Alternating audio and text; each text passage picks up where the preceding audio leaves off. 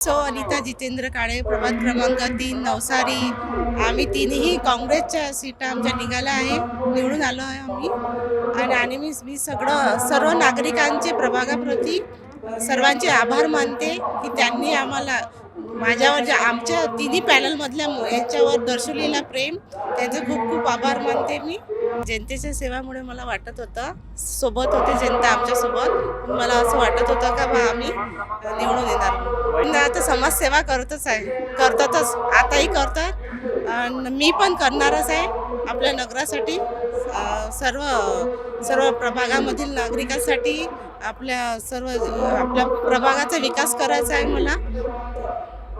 तिन्ही दाखवत काय नाही आपण तीन आहे ना या पुढं